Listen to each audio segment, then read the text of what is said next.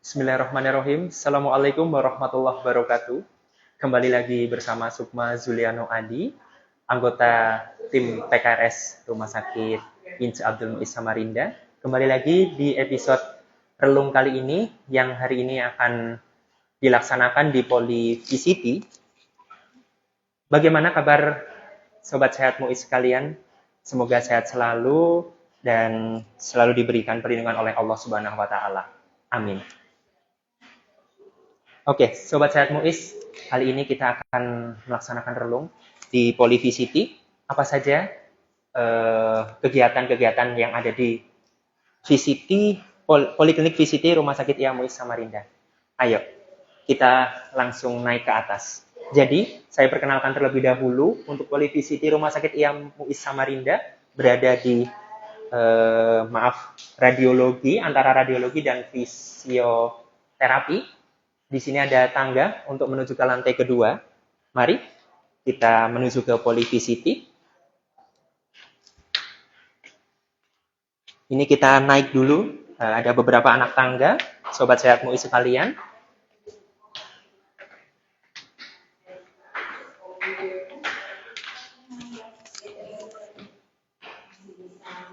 Baik.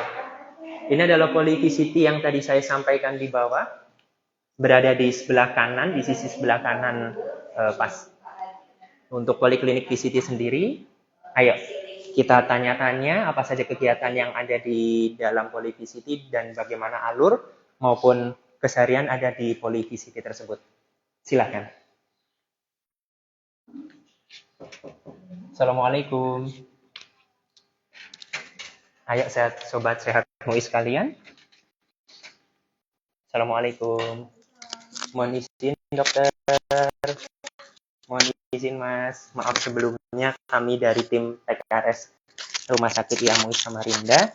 Izin sebelumnya, kami akan melaksanakan relung yang akan dilaksanakan di Poli VCT tersebut.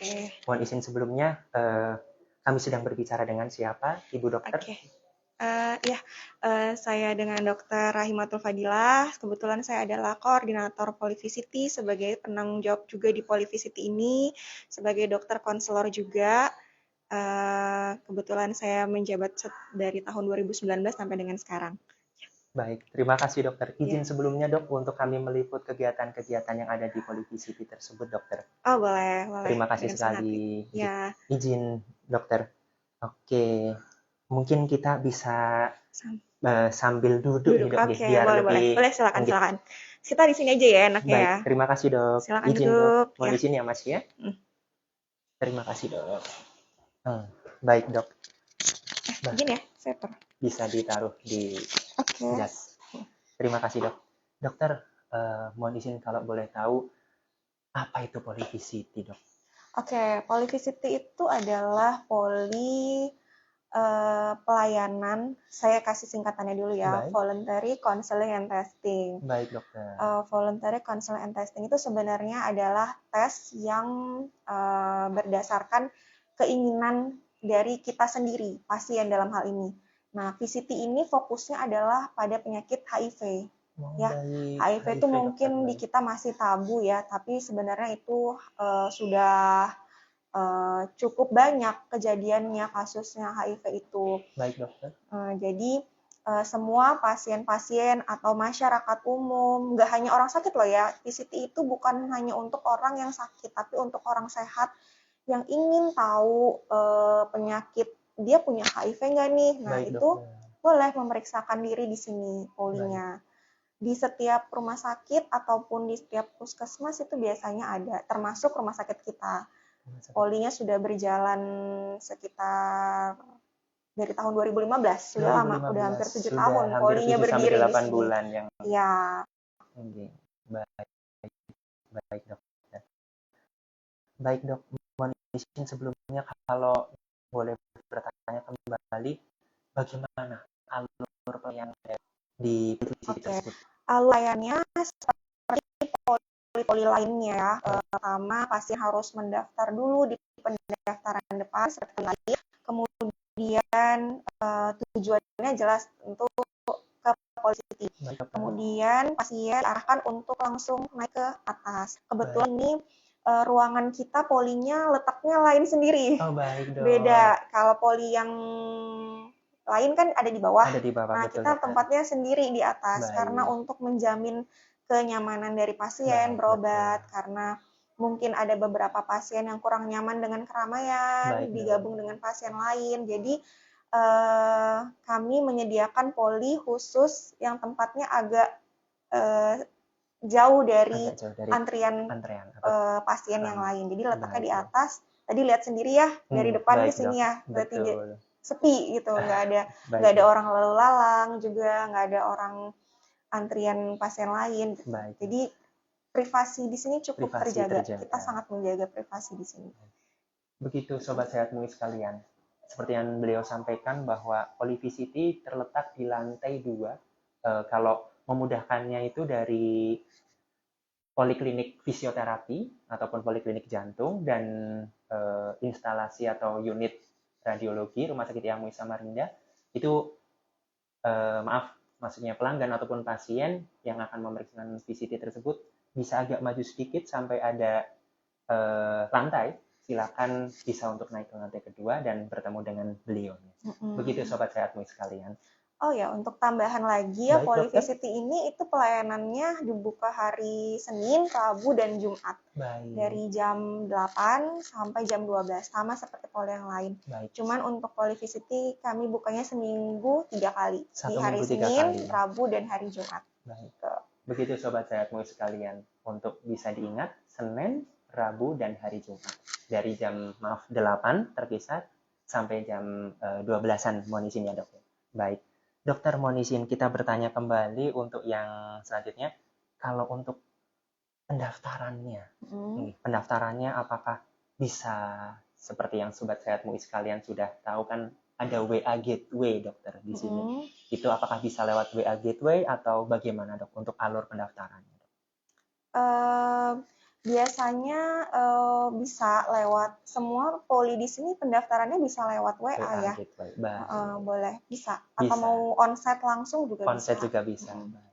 Begitu Sobat Sehat MUI sekalian, seperti yang disampaikan oleh dokter, bisa lewat WA Gateway untuk menjaga kerahasiaan paling utama. Yang nomor 2, bisa juga onsite ataupun bisa langsung mendaftar ke front office di depan untuk diarahkan ke poliklinik VCT tersebut. Baik, Dok. Dokter, mohon izin sebelumnya, kalau untuk proses-proses pelayanan atau mungkin keseharian atau bagaimana alur-alur yang ada di Polyvisity, bagaimana, Dok? Mohon izin, Dok. Sistem pelayanannya Sistem pelayanannya, Dok. Biasanya pasien yang datang ke Polyvisity itu, kan tadi saya bilang ya, kalau nggak semua pasien tuh yang datang ke sini tuh karena sakit. Mohon izin. Baik. Ada juga orang-orang yang datang itu untuk cuman pengen tahu saya sakit HIV nggak nih, gitu. Baik, wadahnya adalah di sini tempat kita mengetahui. Jadi biasanya itu orang yang sudah pernah beresiko, melakukan resiko, merasa punya resiko, dia datang ke sini untuk mengetahui status HIV-nya. Untuk pemeriksaan HIV sendiri di sini itu gratis. Ya, karena HIV ini adalah program pemerintah, jadi semua pemeriksaan dan pengobatan itu difasilitasi oleh pemerintah. Jadi di sini pemeriksaannya tidak berbayar. Jadi setelah pasien itu kita konseling, biasanya kita akan konseling dulu untuk pasiennya, kita memberikan penjelasan tentang penyakitnya apa, faktor resikonya, dan sebagainya. Kemudian kita menggali faktor resikonya dari pasien itu, alasannya, dan sebagainya. Kemudian setelah pasien merasa paham, kita minta persetujuannya, apakah setuju untuk dilakukan pemeriksaan HIV. Jadi berbeda dengan pemeriksaan lain, pemeriksaan HIV ini kita sangat memberikan hak untuk pasien menolak ataupun mau untuk melakukan pemeriksaan HIV. Jadi bebas. Nah, jadi ketika pasien itu sudah setuju untuk dilakukan pemeriksaan HIV, maka kita berikan pengantar laboratorium untuk ke laboratorium. Kemudian setelah ada hasil, kembali ke sini. Biasanya sih one day service ya, jadi hasilnya itu langsung jadi, langsung kita konseling lagi. Setelah dia hasilnya jadi, kembali ke sini, kita konseling lagi.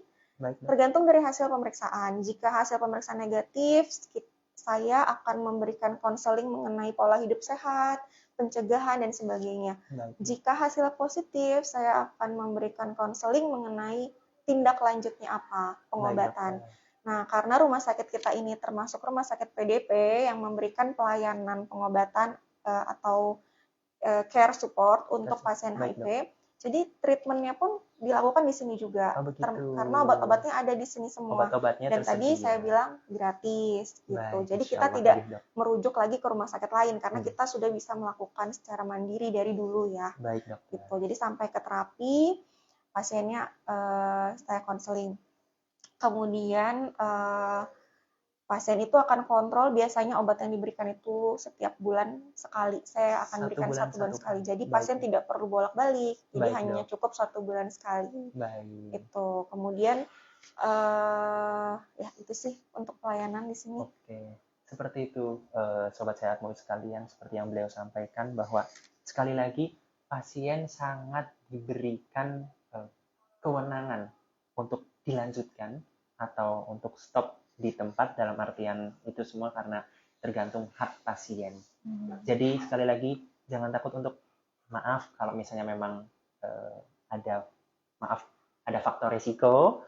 Faktor resiko bisa untuk berkonseling ataupun bisa untuk melaksanakan pemeriksaan di poliklinik VCT tersebut. Baik, Dokter Monisin, kita bertanya lagi. Untuk poli VCT tersebut di Rumah Sakit MUI Samarinda tersebut, maaf dok, ada kerjasama dengan lembaga atau instansi lain, dokter izin? Oh ya, kalau di sini rumah sakit kita kebetulan sejak awal berdiri itu bekerja sama dengan LSM dari Mahakam Plus. Mahakam Plus, ya baik, kebetulan dokter. di sini yang sering bertugas di sini adalah Mas Eki ya.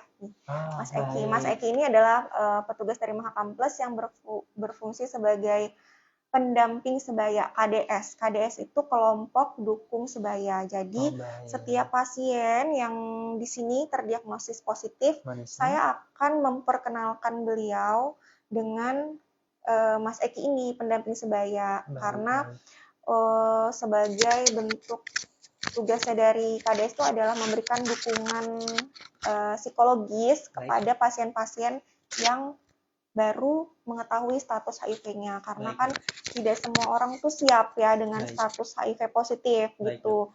Jadi Mas Eki karena sudah berpengalaman, jadi mereka tahu gitu bagaimana pengalaman menjadi penderita HIV, terus bagaimana menjalani pengobatan. Jadi sebagai teman sharing, terus juga mereka ngebantu banget untuk alur pelayanan di sini, membantu pasien untuk harus kemana. Nah, itu dibantu sama KDS. Baik, siap laksanakan dok. Izin sebelumnya dok, kita akan berkenalan dengan Mas Eki. Ya. Maaf sebelumnya Mas Eki, kami dari tim PKRS Rumah Sakit MUI Samarinda. Boleh kita berkenalan sebelumnya Mas Eki? Boleh. Mohon izin? Iya. Belum aja sekali. Bisa berkenalan dengan, maaf, Sobat Sehat Mulut sekalian. Ya. Assalamualaikum warahmatullahi wabarakatuh. Perkenalkan, nama saya Muhammad Subeki, saya biasa dipanggil Eki. Saya adalah pendukung sebaya dari LSM Mahakam Plus, yaitu LSM yang bertugas terkait dukungan psikologis bagi teman-teman sebaya khususnya HIV/AIDS. Terima kasih. Terima kasih sekali Mas Eki untuk perkenalannya. Izin saya lanjut dahulu dengan beliaunya, Mas Eki. Baik dokter.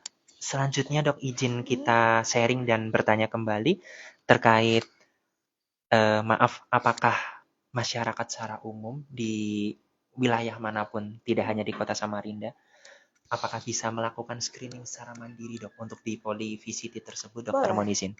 Ya, jadi untuk pemeriksaan di poli VCT ini tidak berdasarkan wilayah ya. Enggak harus masyarakat Samarinda seberang aja, enggak. Semua itu boleh melakukan pemeriksaan di sini jika merasa beresiko. Kebanyakan juga kita ada juga pasien rujukan dari puskesmas di sekitar wilayah kita. Karena kan kita poli ini juga memberikan pengobatan ya. Jadi misalkan ada pasien temuan di puskesmas yang membutuhkan pengobatan yang mereka tidak memiliki obat-obatnya, maka diarahkannya ke rumah sakit kita gitu. Ada juga pasien yang memang benar-benar pengen tahu Baik, dokter. HIV-nya. Nah, itu boleh datang ke sini, siapa aja boleh. Baik, dokter. Hmm. Begitu Sobat Sehat MUI sekalian, seperti yang Dokter Adil sudah sampaikan, untuk masyarakat umum bisa melaksanakan screening mandiri di Policity tersebut. Tidak hanya di Samarinda Seberang, khususnya bisa di Samarinda ataupun mungkin wilayah sekitar dari Samarinda tersebut. Baik, Dok, mohon izin bertanya kembali untuk selanjutnya, untuk faktor yang mempengaruhi adanya tertular daripada ataupun mungkin apa saja faktor-faktor yang mengharuskan kita sebagai pasien ke Policity tersebut, dokter, mohon izin. Oh, maksudnya faktor Faktor resiko penularan betul. ya. Oke, di sini saya punya flip chart. Nah, biasanya saya kalau menjelaskan ke pasien, saya menggunakan flip chart ini. Ya, karena saya sebelum melakukan konseling, saya selalu menggunakan flip chart supaya pasien itu lebih tahu gitu ya. Kalau diomongin aja itu kadang kurang ini, jadi saya biasanya disertai dengan gambar.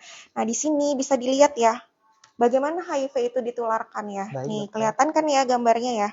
Di sini ada gambar infus. Nah, ini maksudnya adalah transfusi darah pertama. Baik, dok. Penularannya karena HIV itu adalah penyakit yang ditularkan lewat darah paling utama. Selain darah juga ada. Nah, jadi ini transfusi darah adalah faktor resiko untuk menularkan HIV. Kemudian yang ini, yang gambar kedua, ini gambar apa? Mungkin masih bingung ya, ini gambar kaki dan kaki. Ini adalah hubungan seksual. Oh, mohon Ya. izin, baik, dokter. Nih, gambar hubungan seksual itu adalah faktor resiko penularan HIV juga. Hubungan seksual itu ada dua ya, ada yang sesama jenis, ada yang dengan lawan jenis gitu. Oh, Kan kita baik. tahu sendiri ya bahwa sekarang tuh seks dengan sesama jenis itu Baik. cukup banyak ya. Cukup banyak. Jadi Betul, ya betul sekali, dok. kaum LGBT dan sebagainya itu banyak. Jadi Baik, dok. itu juga salah satu faktor resiko. Kemudian yang di bawah sini ini adalah apa ya? Ini tato. Oh, Penggunaan tato atau jarum suntik juga bisa. Tinggi, dokter. Tato, jarum suntik biasanya pada pengguna narkotik yang suntik.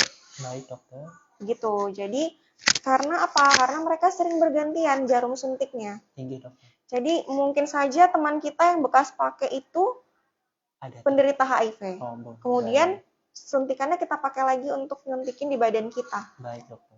Maka Itu kita juga beresiko untuk terkena. Faktor resiko ya. juga gitu, dok. Iya, pengguna tato juga. Terus ini ibu hamil. Nih ya, ibu hamil dan ibu melahirkan. Ibu hamil itu memiliki resiko cukup besar untuk menularkan kepada anaknya.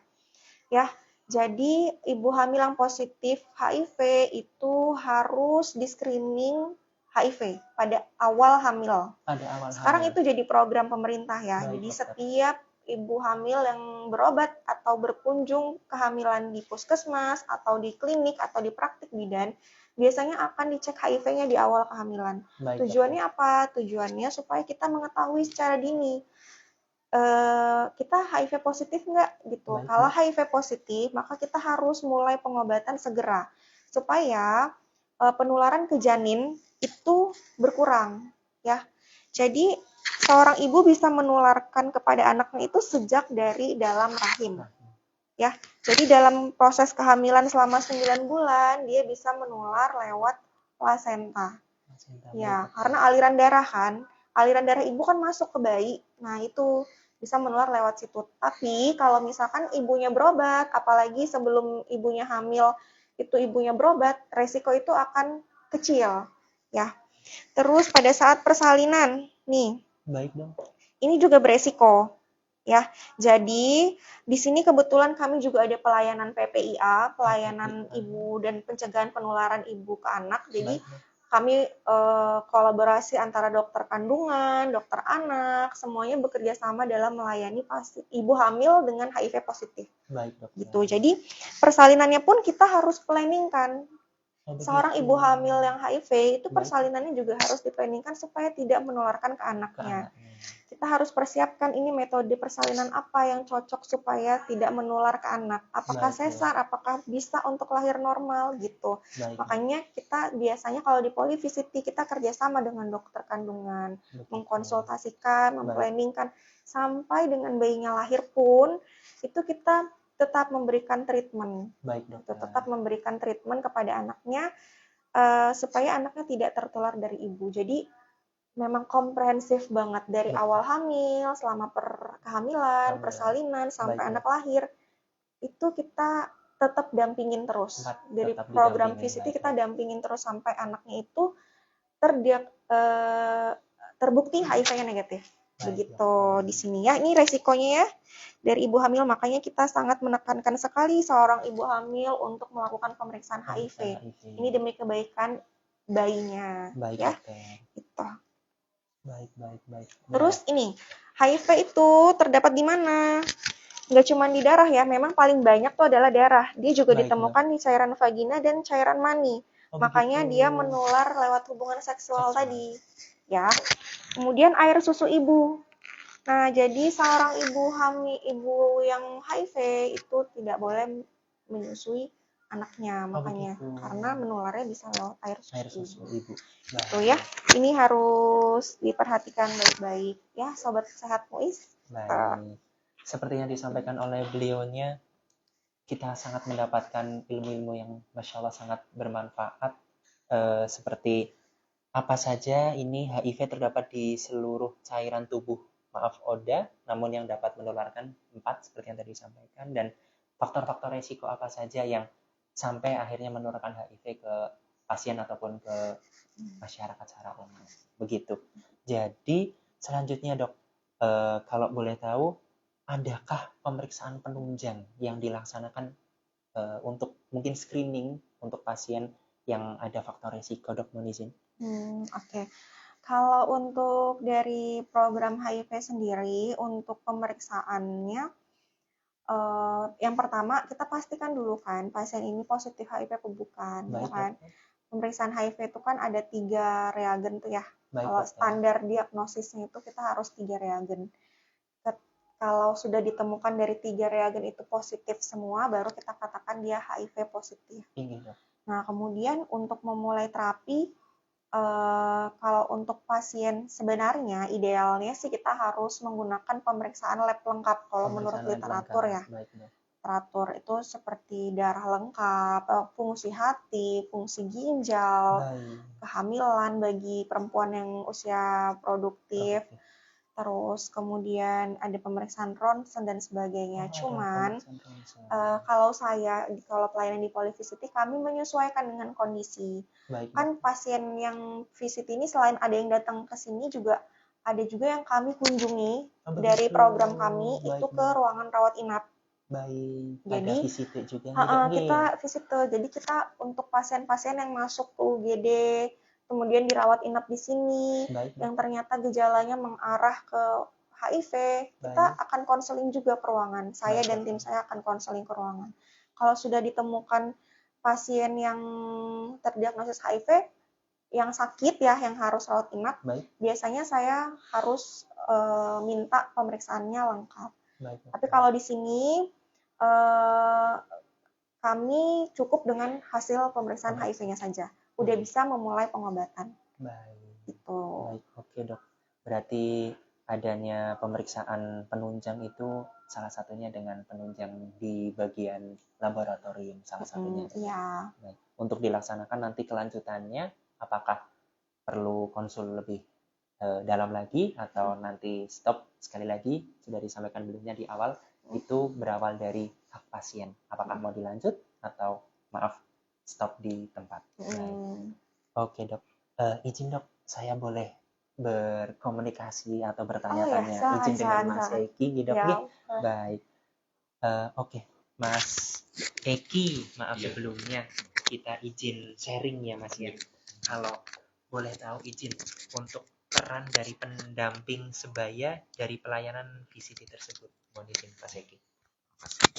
Ya, kalau pelayanan, karena saya sendiri sebagai pendukung sebaya itu kan tepatnya pendukungan bagi teman-teman yang positif, khususnya psikologis. Jadi kami sebagai tempat sharing, kemudian gimana sih menjalanin hari-hari khususnya bagi teman-teman yang positif agar mereka berdaya, mandiri dalam mengakses layanan kesehatan, kemudian bagaimana mereka melakukan sosial di luar, itu sih perannya.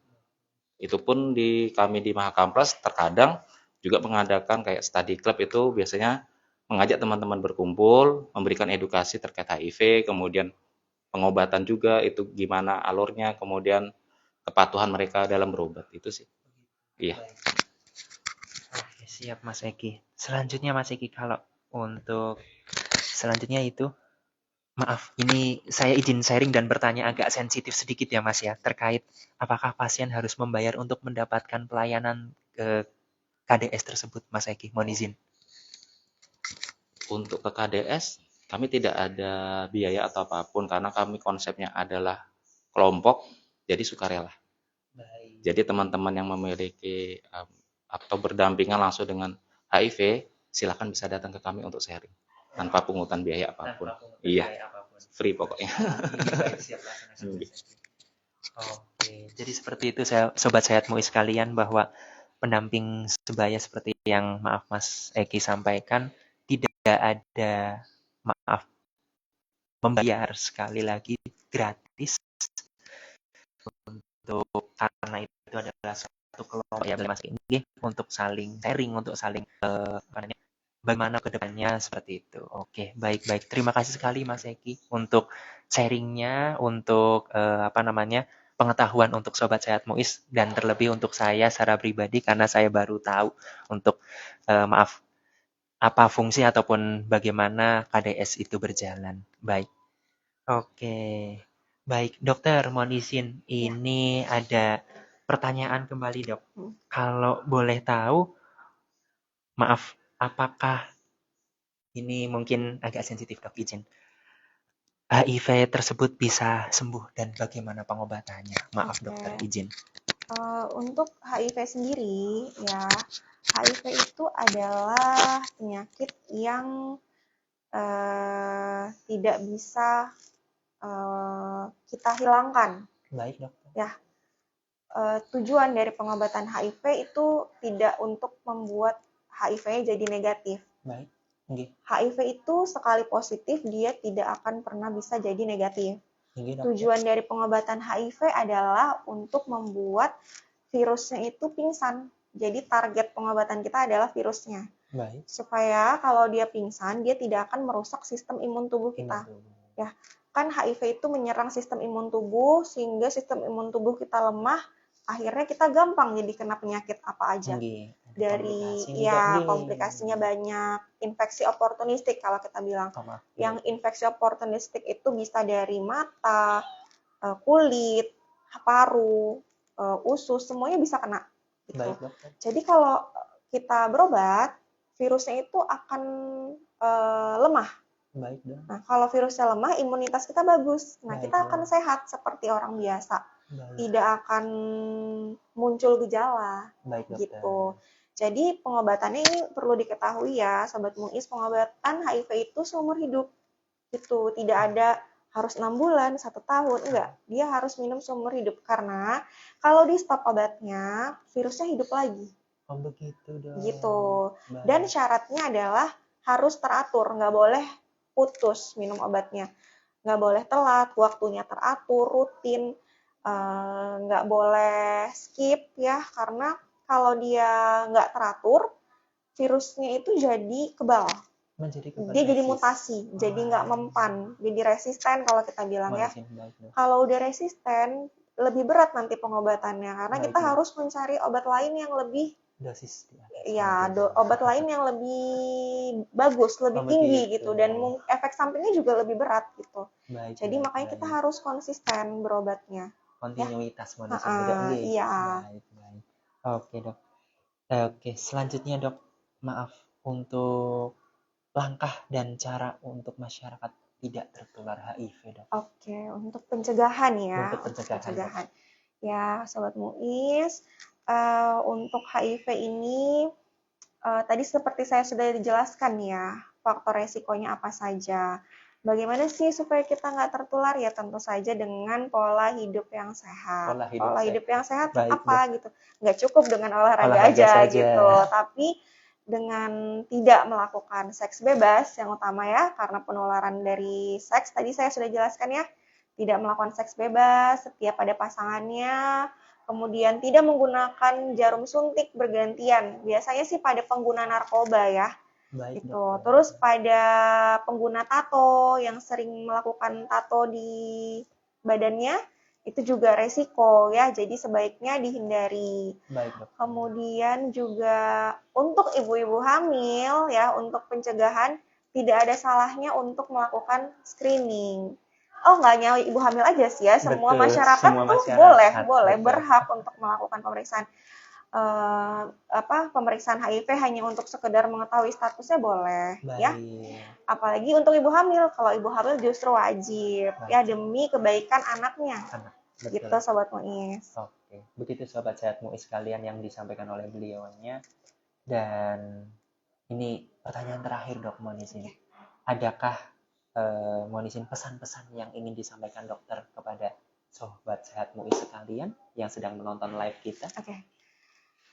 Untuk Sobat Sehat Muis, tadi seperti udah saya jelaskan ya, mari kita semua bersama memerangi penyakit HIV ini.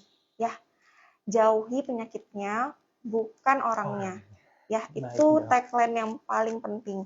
Jauhi penyakitnya, bukan orangnya. Kita jauhi penyakitnya, bagaimana caranya? Yang seperti tadi saya bilang, hindari faktor risiko dan tindakan-tindakan yang beresiko. Baik, Dok. Jika di sekeliling kita ada teman atau saudara atau kenalan yang ternyata merupakan ODA, penderita HIV, mari kita support, kita rangkul, kita dukung, karena mereka sangat membutuhkan dukungan dari kita. Jangan dijauhi, ya, karena mereka tidak akan menularkan kepada kita selama itu pola hidup kita sehat, ya.